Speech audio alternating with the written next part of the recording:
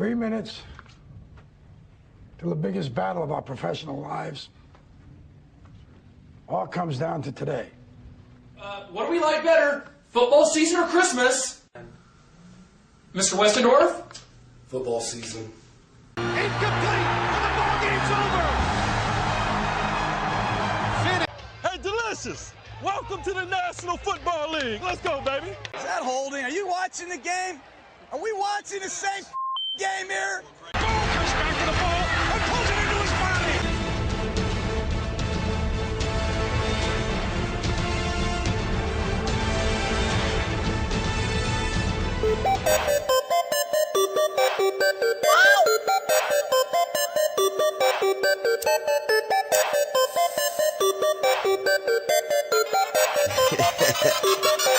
I gotta hold.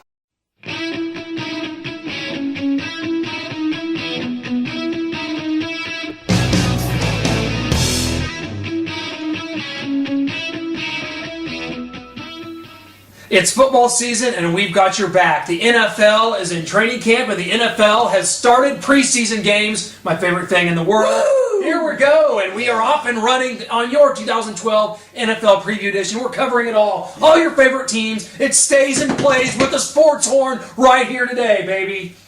I'll tell you what, first preseason game, Arizona Cardinals. They came to town, folks. What did you think of your Kansas City Chiefs this year? I know what I thought. I thought, wow, we actually scored not one, but several touchdowns in the preseason opener. And as we talked about in our 2012 Chiefs preview that we did last week, we talked about the fact that this team looked very polished. Going into that first preseason game, Clint, tell me how you felt about some of the things that went down, the Hillis touchdown, just it all came together. Well, here we go. The Kansas City Chiefs are 3-17 in the last 5 years in preseason games. There's not a lot of history of winning or playing well in preseason games, and the Kansas City Chiefs did that in front of an Arrowhead crowd on Friday night. Like you mentioned, you can't ask any more than 2 drives, 2 touchdowns out of your starters, and to actually win the preseason. By the way, Peyton Hillis, new nickname Bane.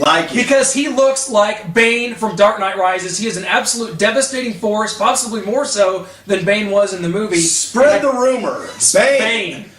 Peyton Hillis, we're going to nickname him Bane. All season long, he's got that look, Clint. He does. And, the rest of the team, Jamal Charles looked healthy. A lot of our players coming back from injury looked healthy. In fact, we had a question. Derek Jordan on the Facebook page goes and he asks us, what do we think about the trio that are coming back from torn ACLs? What are the expectations for them? And after this game, I see, with Eric Berry, Tony Moyaki as well, and of course Jamal Charles, I say the expectations are high because they appear to be 100%.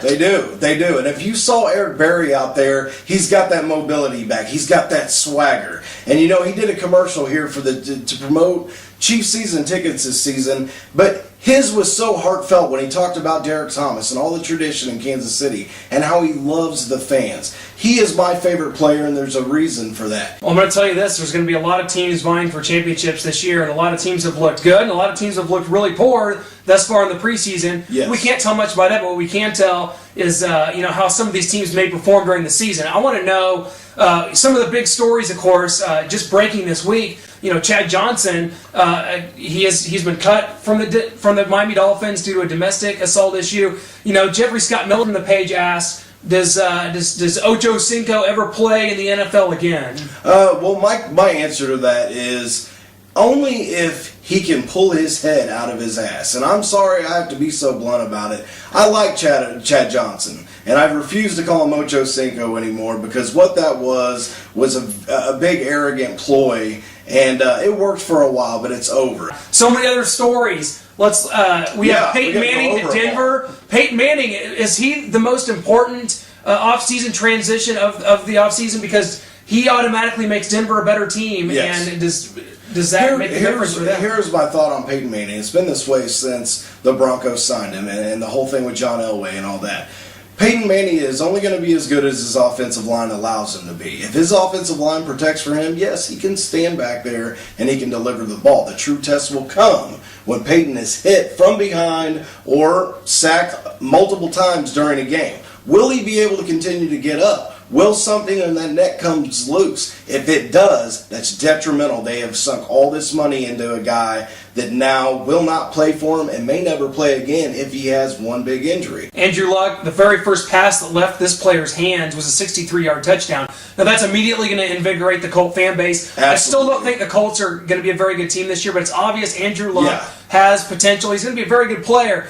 I think another interesting aspect going to be he's going to be compared to RG3 all year because they were the first two players taken. And I think it's going to be interesting to see which player has the better season. But I think right now you've got to look at Luck. He just seems solid and veteran-esque, and I think maybe some more lumps in the cards for RG3. He does. He looks solid. He looks like a seasoned veteran almost out there already. Not a big fan attractive subject by any means. But what is going on with this referee thing, okay? Oh my We've got replacement officials in there right now. Up to this point, I have seen just absolutely busted calls. I've seen very incompetence, inconsistency. But are they really that much different than the guys that were out there? I want to know your opinion on this. They're talking now like this may go into the regular season, and if so, there's going to be somebody that gets cost a game over this, and to me, that's why this is a problem, because someone's going to lose a game over this. Now, refs make mistakes, and the normal refs make mistakes in games.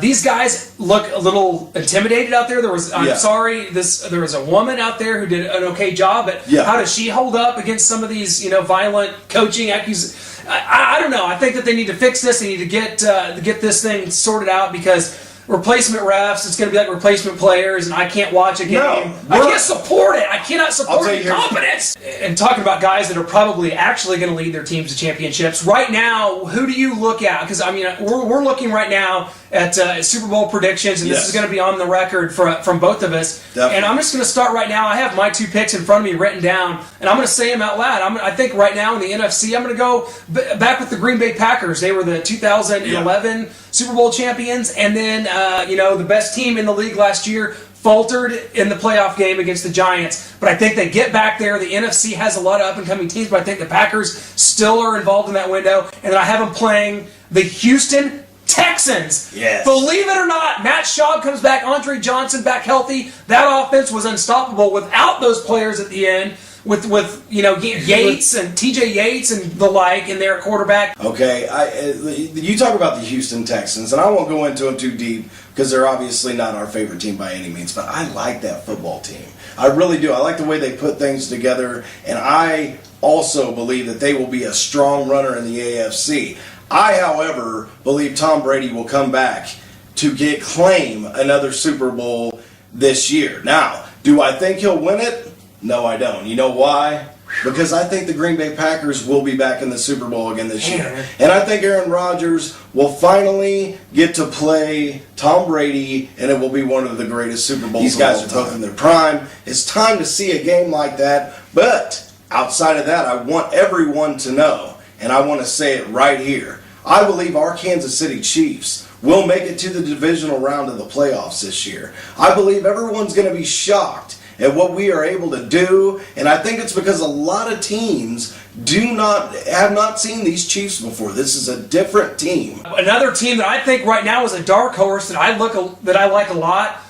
From the NFC South, which I think is going to be an amazing division this year. I do too. How about the Atlanta Falcons with Matt Ryan back? That maybe defense improving with Sean Weatherspoon. An absolute Mizzou-ridden Falcons team. That's right. I love it, baby. You got Willie Moe out there. Well, maybe it's time the Saints take a step back due to the fallout from the scandal, the Bounty scandal, and then Cam Newton maybe not quite ready.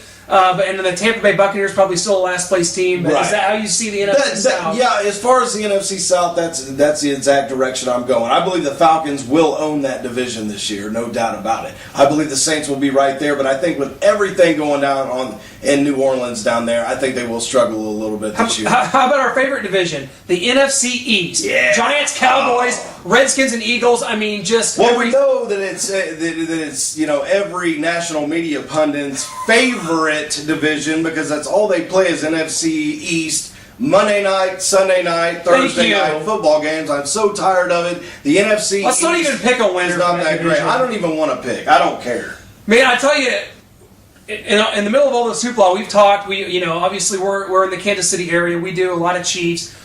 We have yet to decide who wins the AFC West. The AFC West with Peyton Manning at the helm, with Carson Palmer at the helm, in Oakland with Phillip Rivers in San Diego. This was a weak division a year ago, but I think could be much better this year.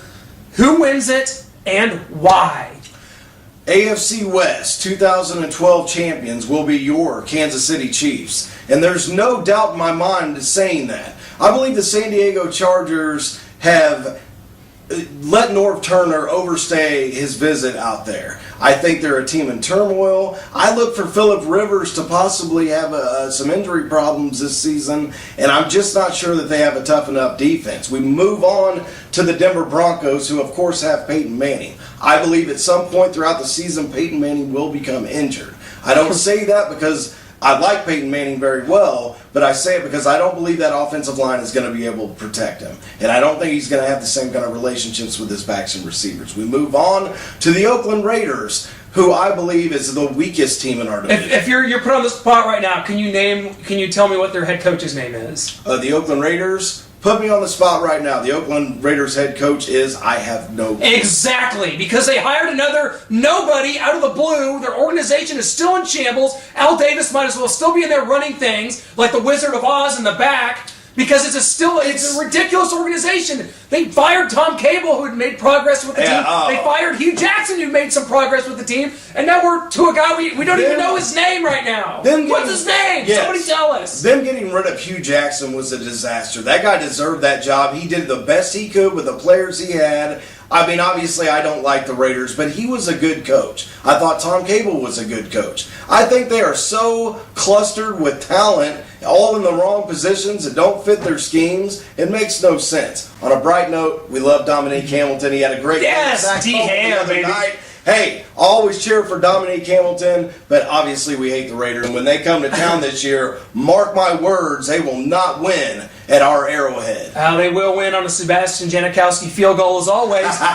One thing I do want to bring it to, or what are some teams, and we can kind of brainstorm here, some teams that are downtrending, some teams that maybe had some success that are heading down into the gutter. I can think of one right off the top of my head. The New York Jets, I believe, are on the down. Good one. And I think part of the reason is, and it's no secret, it's been all over the media, I believe Rex Ryan's lost his team out there in New York. Well, can Tim Tebow bring him back together, though? No, not at all. I think that when they brought him in, he started to lose the team. They thought, what are you doing? You just brought in a supposed star quarterback when they already have a guy that they believe in out there and everybody likes, which is Mark Sanchez. Maybe everybody doesn't love him, but is he better than Tim Tebow at the quarterback position? 100% yes. Can I ask you a question? Yes. Very interested.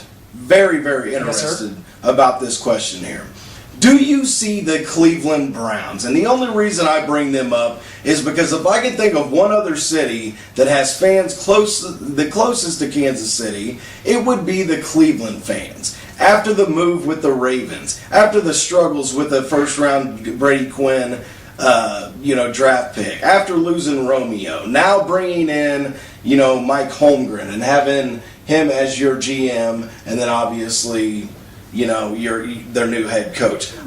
Here's the reason I ask. I believe the Cleveland Browns, folks, I think they're going to compete for their division this year. Everybody's going to look at me like, and that's absolutely the most ridiculous thing you've ever heard. But I've always been a believer in Mike Holmgren. He's always been able to create success when there wasn't, and I think that team could have a miracle year. If you were going to pick one underdog to have a miracle year, I went AFC with the Browns. Give me your NFC pick. The Cleveland Browns are probably the worst franchise in the NFL. I know a lot of people feel that way. I think they, between Colt McCoy and Brandon Weeden, that means they actually still don't have a quarterback. They don't have any offensive identity whatsoever, and they are my pick for this year's NFL Witness Protection Program team, which means you won't hear their name on SportsCenter or NFL Network all year because they'll be just so mundane and blah. That's my idea of the Cleveland Browns. The Buffalo Bills are in there too, by the way.